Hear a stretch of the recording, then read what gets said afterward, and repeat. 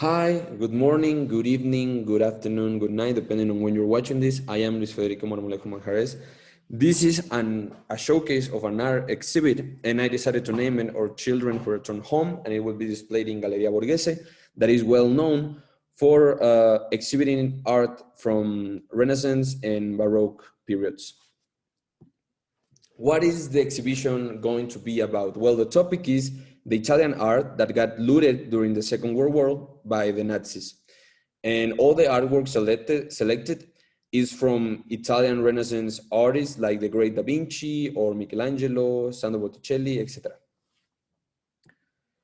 All these artworks have an incredible relation in terms of what the Renaissance kind of art was looking for and what the Nazis wanted, because both were looking for the perfection, the symmetry, and the beauty of proportion and that kind of art.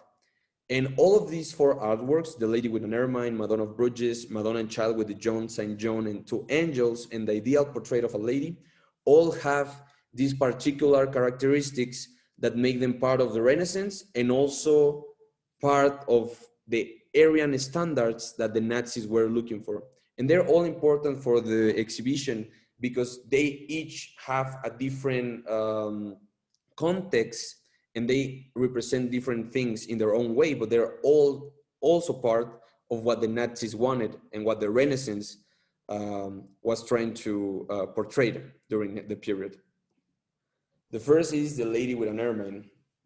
The Lady with an Ermine was looted by the Nazis in Poland. The painting was first acquired by a family in Italy and then moved to Poland so they can give it to a museum in Krakow, and that's where the Hans Frank, the governor of Nazi Poland, stole the painting and then sent it to his lake villa, where it remained until the Allies took over. The Lady with an Ermine is the best psychological portrait by Da Vinci.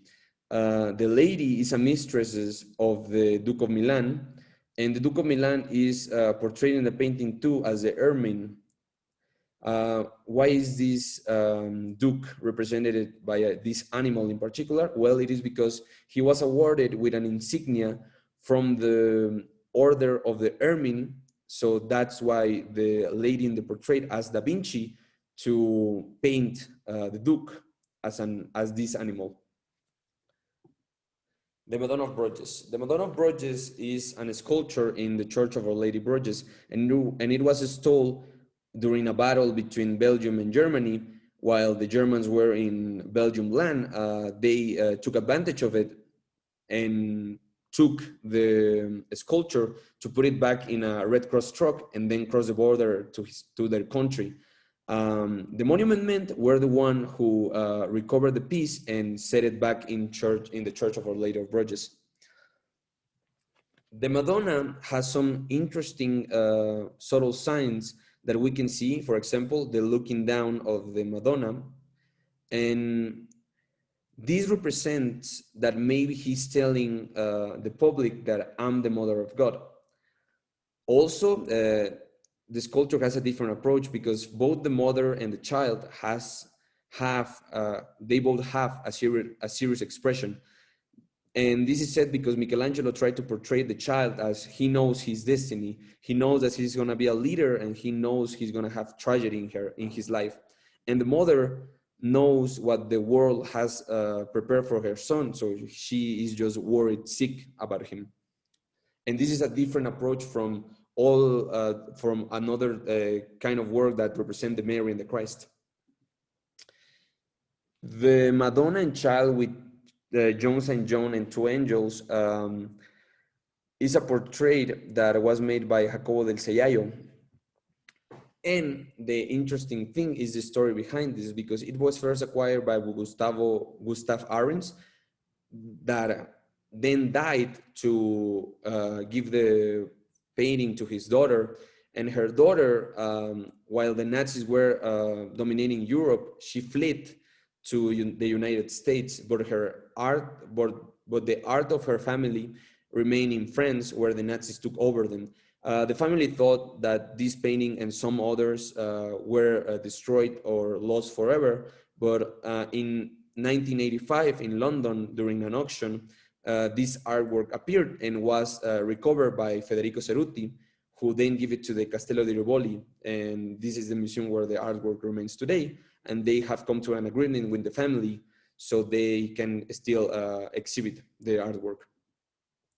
And something interesting that the director of the museum said is this particular case tells us so much about what the Nazis did and how dangerous certain political authoritarian regimes can be. And it is really something amazing, because all the four artworks, but I am gonna use this one as a better example, portrayed and give us an insight of the history of humankind.